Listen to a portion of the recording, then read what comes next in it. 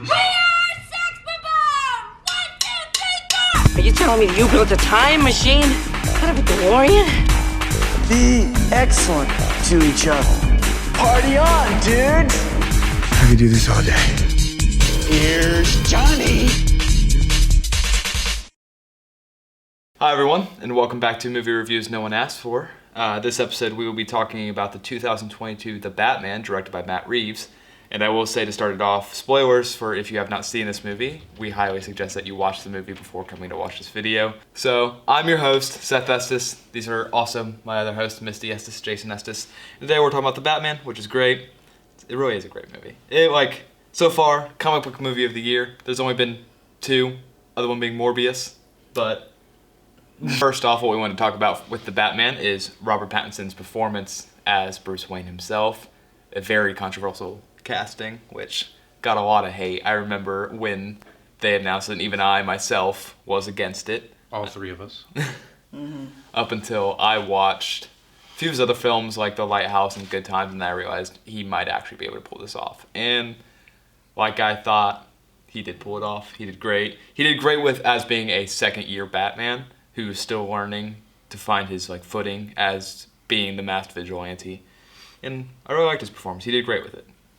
I agree. When I first heard, I was like, oh no, it's Twilight all over again. But then I seen the first trailer. The first trailer dropped, and I was like, okay, well, maybe it's okay. And then we watched a couple movies that he was in.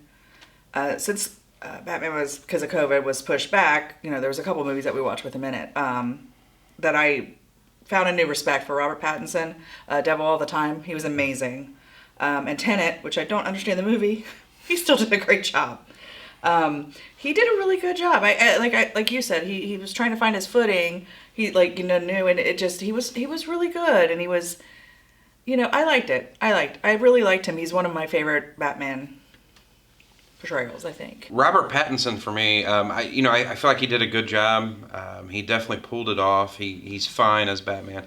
I wouldn't say he was one of my favorite Batmans of all time, but he did a decent job with it. You guys can make fun of me if you want. I'm not laughing at you. I just didn't know you thought that way. Yeah, and maybe it is because of hating or disliking the Twilight movies. There's a couple times where he does just kind of look in the shot like he's frozen, like he did in Twilight a lot. But other than that, he was fine. He pulled off the masked vigilante just fine, in my opinion. So I say cast him for more roles for that.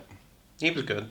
And next we want to talk about the villains of the film. So that includes I guess I'd count Selena Kyle as a villain, even though she's not really. She was labeled as a villain, but yeah. And then the Riddler, obviously, Carmine Falcone, and then the Penguin, which I like that they included Carmine Falcone because because people that don't really read comics as much don't know much about him, and so they included him in the movie so more people can get to know him. Since he wasn't really too huge of a part in the other Batman films, but his character was pretty threatening, I would say.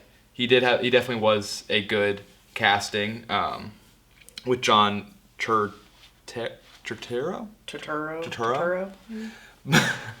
But he really did what they said.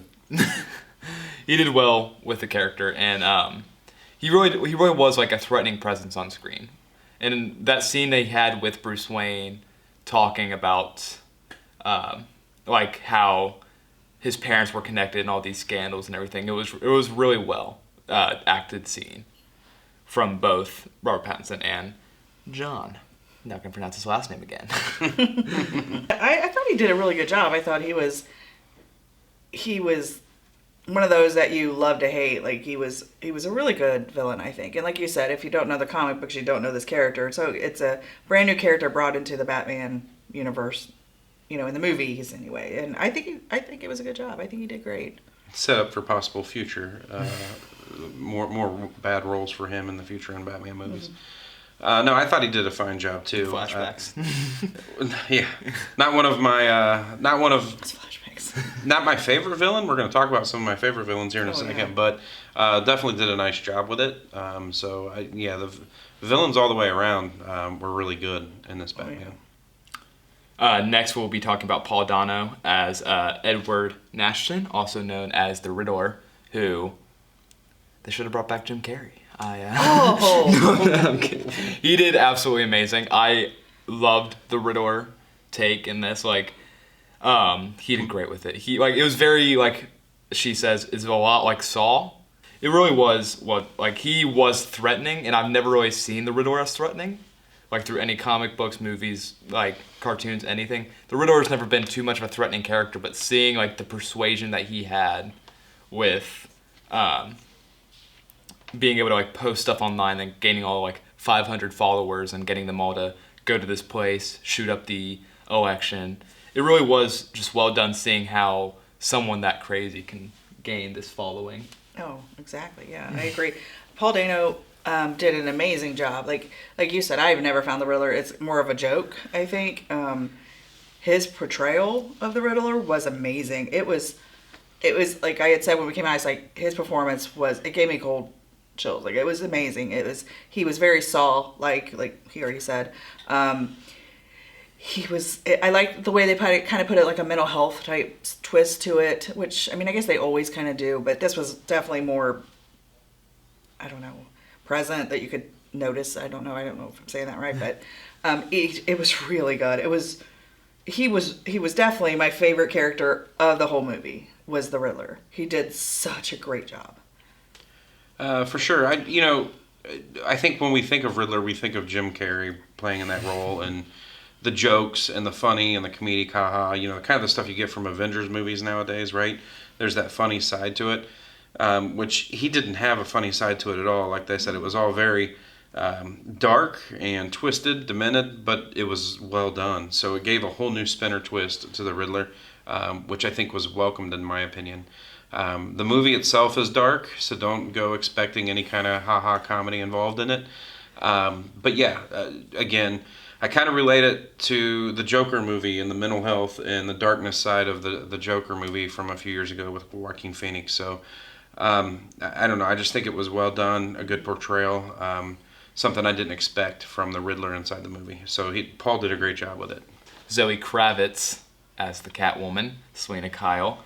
And for me, I feel like she did go with it. She gave more character than Anne Hathaway did, in my opinion.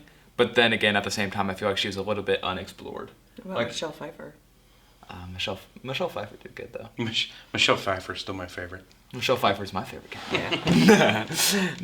I feel like her character was a little bit unexplored, that she wasn't, like... We still don't know too much about her. Like, we know that, like, Carmine Falcone was her father and everything. It's just... We never really got to see more into her character. She was more just a helpful part to Bruce Wayne's story. She was just there as kind of more of a sidekick character. And... Okay, so now that you say that, I feel bad for saying she was my least favorite, because I didn't really feel a connection with her. But yeah, you're right. She really didn't have a story of her own, except for that he was the father. He was her father, but she had a roommate that she was trying to avenge. But yeah, I don't know. Maybe if there would have been more of a storyline, you're right. Maybe I would have liked her better. Michelle Pfeiffer is also my favorite Catwoman, so it's hard for that to be, replaced, I guess. But yeah, Michelle Pfeiffer still wins. It was just, I mean, there's nothing more I can really say to it. It was just kind of their story, but not a very explored story. So it was kind of boring, that part of it. But it was, I don't know. It's your typical Catwoman is on the edge of being bad, but still helps out Batman. I mean, it was the same old line, same old story. And next we have another great performance by Colin Farrell as Oswald Cobblepot. He was in the movie? And so, if this movie does not win the Oscar for Best Makeup, I was getting ready to say that. It needs to win with how, being at the movie theater, just hearing people walk out and being like, Colin Farrell was in the movie? Like, nobody could tell that was Colin Farrell unless you knew beforehand. The makeup on him was great. And he did great, like, just acting as this whole new character that he's never really acted like before. Mm-hmm. Colin Farrell has great range. He's a great actor. He really is. But I really enjoyed his character. He brought some comedic relief, I would say, with his just like... I agree. He was a little bit... how would I say it? Like, his stupidity. He had a bit of that. The whole chase scene with him was great. The way that was shot, just him running, like, driving away from the Batmobile and then just the scared look on his face when he first hears the engine of the Batmobile was great. That scene gave me cold chills. But he did great, in my opinion. He pretty much said everything I was going to say. Colin Farrell is an amazing actor. It's somebody I've really liked as an actor for years. I knew he was in the movie, and I still couldn't have said that was him if I didn't know that was him playing him. He, like you said, he's the only one who kind of gives, him and I guess Gordon are probably the only two that kind of give a little bit of comic relief, but it's very little. But there was a couple of funny shots with him. I agree, like they kind of make him kind of dumb, but he's still a good villain. Like he was really good, and he's definitely, I think, going to be in more of the movies. I think. I mean, I could be wrong, but I think His story. I agree. Well, he is getting his own HBO Max TV show. Oh, that's right. So yeah, I'm excited for that. Yeah, me too. I mean, I do think if they don't give them best makeup and stuff for not in the Oscars next year, then they're way off. Yeah, same. I mean, I knew beforehand he was in the movie as well. I didn't pay attention to who, and at some point I think I had to ask them, which one's Colin Farrell again? Because it was that well done. So yeah, makeup on that, changing the look and feel of Colin Farrell was well done. He did a good job. For the surprise villain of the movie, Barry Keoghan as the Joker, which, watching that deleted scene made me more excited for his adaptation of the Joker, because he definitely seems like they're going towards like Death in the Family type Joker. He seems like that scarred up version is just, that's what the Joker should be in my mind. The Joker should move away from just like the well dressed, like well kept up Joker like Jared Leto and Heath Ledger a little bit and Joaquin Phoenix, and now show like the more crazy, like very crazy side of the Joker. Which that looks like it could be like Jason Todd being beaten with a crowbar. Like, that's what it looks like this Joker's building towards. And I'm very excited to see that. You could already see just how manipulative he's going to be.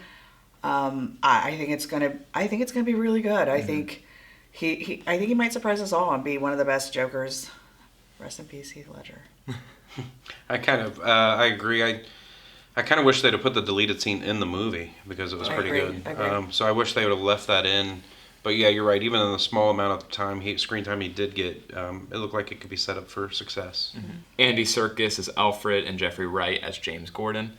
And so Andy Serkis, he deserved more screen time, I feel like. His Alfred didn't really have too much time to shine. I know he's always just been a supporting character, but he just didn't seem like he had much to do in this movie besides give Bruce Wayne his typical little pep talk and they get blown up. That was his whole story.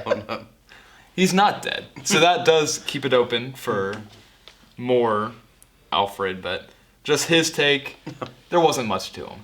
And he deserved more screen time, I feel like. As I know our whole family really enjoys Andy Serkis. We like a lot of his movies that he's in. So yeah, we definitely were hoping for more screen time. I think most people probably wouldn't even bat an eye at the fact that he wasn't in it that much because Alfred's usually not. However, us being such big fans of Andy Serkis, I think we were kind of like disappointed in the fact that he was not in it near enough for us. Yeah, I agree. Andy Serkis, I'm a big fan of his movies, so I don't know. I like him a lot. Wish he'd have been in it more. But again, him playing Alfred was good, so they just didn't give him enough time in that 3-hour movie. And then finally, we should talk about Jeffrey Wright, who plays Jim Gordon, whatever you want to call him. But I feel like Lieutenant. He did really well with it. He's very memorable as that character because he just shows like just the whole time just like how Bruce Wayne keeps having to remind him like the Riddler's not going to come after you because you're not corrupt, and just how he's the only person to really trust the Batman, which is how it should be. It always has been that the police department doesn't really trust Batman except for James Gordon. But he did really well with it. I really like Jeffrey Wright as an actor, especially in like the James Bond films or Hunger Games or whatever he's in. He does really well with it, but I feel like he did, like you said, he mixed comedy in a little bit with just like the seriousness that needed to be for Jim. But Gordon, decided to see more of him, and yeah. I agree. I'm a big fan of Jeffrey Wright. A lot of his movies, like he already mentioned, I really like him. He's a really great actor, and I really was excited when I seen that they cast him as Gordon. I think he did a great job. Again, he was the other one that gave a little bit of humor to it. He's really good. I liked it. I really liked his character. Yeah, the same. He did a really nice job with it. I don't know. I feel like he's one that everybody in the audience can kind of connect with his role in the movie. So again, you're set up for the typical Lieutenant Gordon, Batman friendship and relationship, but it was good. He did a very nice job with it, so he's a good actor. Before the movie came out, we just knew it was going to be big, and it was. And I'm happy that DC's finally still kind of moving on the right track. Hopefully. I mean, Warner Brothers. Warner Brothers is Warner Brothers. Warner Brothers is Warner Brothers.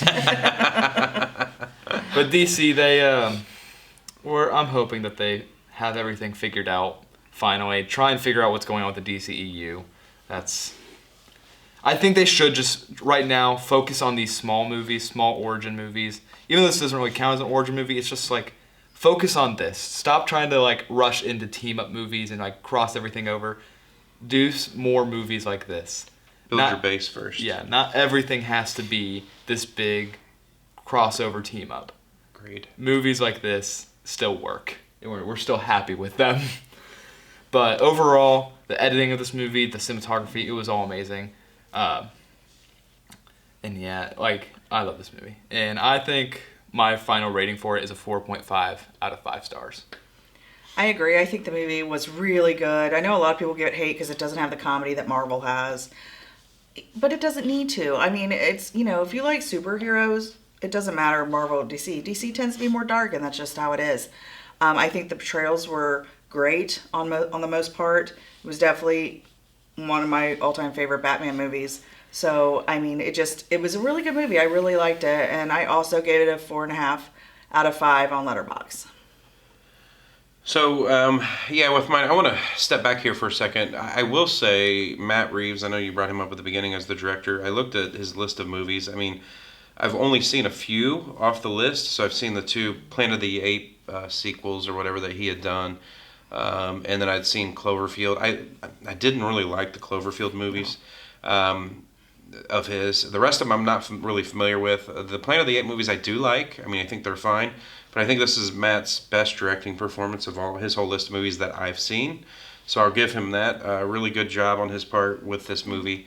Overall, yeah, I mean, like we've already said with all the characters, really good cast of characters and lineup. This is where I'm going to get a little bit of hate, though, from these guys over here. But I rate a little harder than they do. I'm not going to the 4 or 4.5 star category. I'm going to leave 3.5 stars. For me, anything that's 3 or 3.5 stars, I really enjoyed the movie.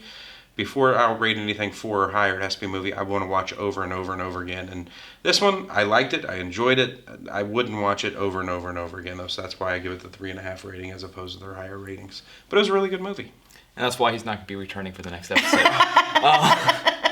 And we hope you guys enjoyed this episode. Next time we will be talking about the Peanut Butter Falcon movie, which was a fan suggestion. So if you guys do want us to cover a certain movie, just comment down below and we will watch it and we'll review it. Even though that means it's movie reviews that people have asked for. There you go. We might have to change it if that continues. But if you guys enjoyed, please like, subscribe, because why not? If you're asking for movie reviews, we'll give them to you.